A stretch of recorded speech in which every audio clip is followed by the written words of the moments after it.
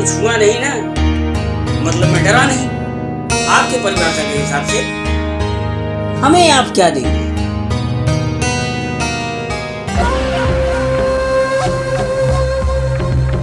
ये भी तो कन्फर्म हो जाना चाहिए।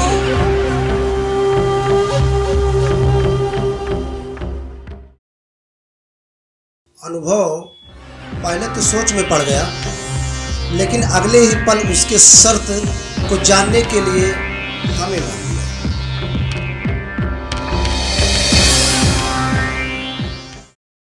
आपको क्या चाहिए? भाई आप ही कह रहे हो, जो वहां जाता है अकेले में, उसके साथ कुछ न कुछ हो ही जाता है। अगर इतना बड़ा रिस्क उठाने का मैं अपने ऊपर जिम्मा ले रहा हूँ, तो आप भी मेरी जीत का क्या इनाम देंगे, ये भी तो लिखित हो जाना चाहिए। अनुभव को राशि सही करा। चलो फिर मेरी ओर से 10,000 का लिखित इनाम।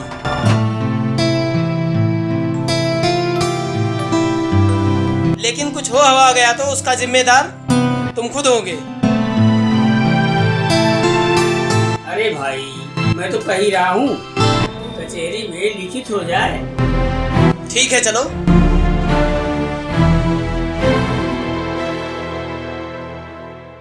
कचहरी में सारे शर्तों का एक लिखित दस्तावेज तैयार करवाया गया था, जिसकी जानकारी अनुभव ने मुझे दी थी।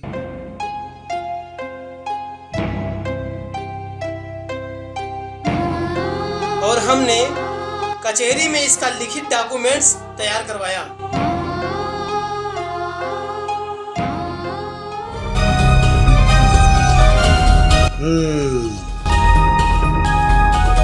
इसका मतलब इन्होंने सारी जिम्मेदारी अपने सर पर ले रखा था।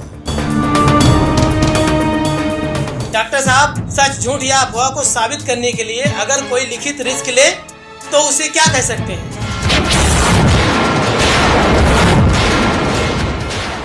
हाँ, इसमें तो कुछ भी नहीं हो सकता। मैं एक चीज अच्छे से जानता हूँ, प्रेत आत्मा कुछ होता नहीं है, बस अपने मन का एक वहम होता है। जैसे जो आदमी जिस सोच में हमेशा डूबा रहता है, या वही सोच उसके दिमाग में अगर घर कर जाए, तो उसे हर भौतिक वस्तु में वही शकल नजर आने लगता है। ये मानसिक भ्रम का सिद्धांत है। आप जो है सिर्फ और सिर्फ सांप के बारे में सोचो, तो आपको अंधेरे में, उजाले में या पलक झपकते भर रस्सी जैसी कोई भी वस्तु आपको सांप ही दिखाई देगा। तुलसीदास जी का नाम सुना है? जी सुना है, उनके बारे में काफी कुछ जानते हैं। तब तो ये भी समझ में आ गया होगा आपको कि भ्रम का जो सिद्धांत है भौतिक जगत में कैसे सिद्ध होता है। पत्नी प्रेम और उससे मिलन की असीम उत्साह में शव को लकड़ी समझकर उफनती नदी पार कर गया। छत के छज्जे से लटकता हुआ सर्प उसे रस्सी नजर आया था, जिसे पकड़कर वह घर में एंट्री ले लिया था। उसी तरह जब तुमने इसे शाही झील की बात बताई होगी, तो इसके सब कॉन्शियस ब्रेन में वह बात घर कर गई होगी।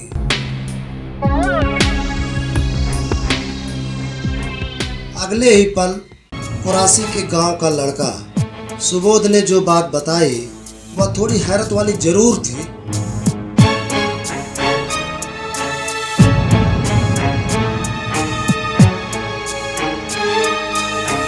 डॉक्टर साहब, ये वहाँ से काफी दूर खंडारों में कैसे पहुँच गया था? और यह भी कह रहा था कि वह वहाँ जब छत पर भी उस प्रेत के चंगुल में आया तो बचने के लिए इसने छत से छलांग लगाया था। बस बस बस बस बस एक मिनट। इसने कहा कि हम खंडार की छत से छलांग लगाया, और तुम लोग कह रहे हो इसे पेड़ से कूदते हुए देखा। इसका मतलब वह वही झील के जंगलों में पेड़ों को खंडहर समझ लिया था।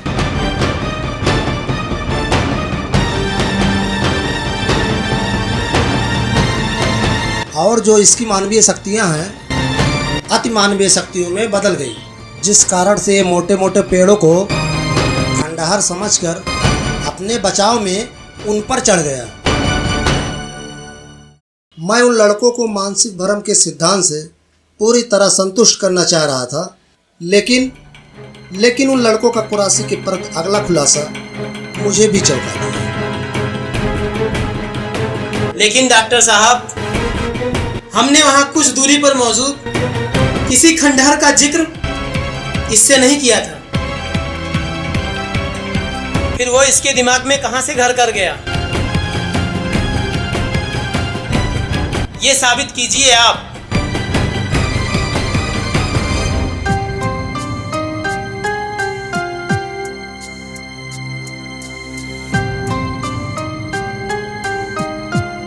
अब तो मैं अपने ही सिद्धांत में उलझ गया, लेकिन अगला पल मेरे लिए और भी हैरत अंगेज साबित हुआ।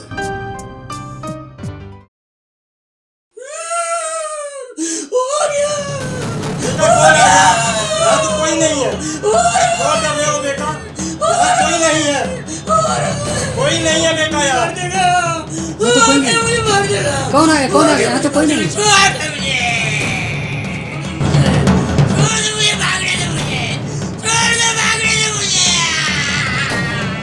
मैं यह देखकर भी बेहद हैरत में था, जो कुरासी इतनी बुरी अवस्था में पड़ा हुआ था, उसके अंदर अचानक इतनी ताकत कहाँ से आ गई थी।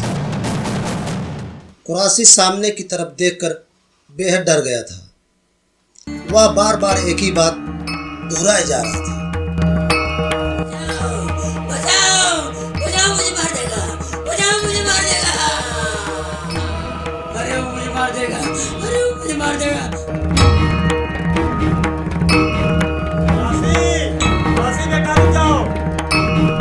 अरे मुझे मार देगा। अरे मुझे मार देगा। कोई बचा लो। राशि बेटा रुक जाओ। राशि बेटा रुक जाओ। बचाओ, बचाओ, राशि! बचाओ, मुझे मार देगा। राशि!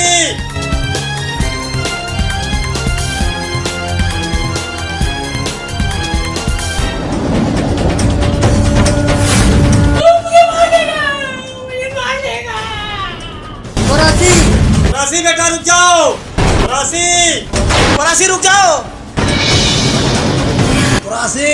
कुरासी रुक जाओ। बचाओ, बचाओ।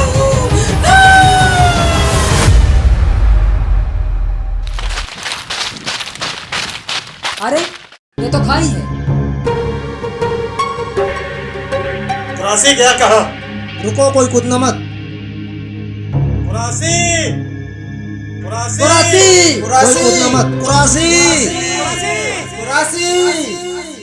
उस दिन के बाद कुरासी कहाँ चला गया, उसे आज तक कोई खोज न सका। पुलिस प्रशासन भी इस मामले में असफल रहे। धीरे धीरे समय बीतता गया और वो कुरासी सभी के लिए एक अबूझ पहेली बनकर रह गया। अपने 6 साल के इस अंतराल में कुरासी के सारे तथ्यों का शोध कर इस निष्कर्ष पर पहुंचा हूं कि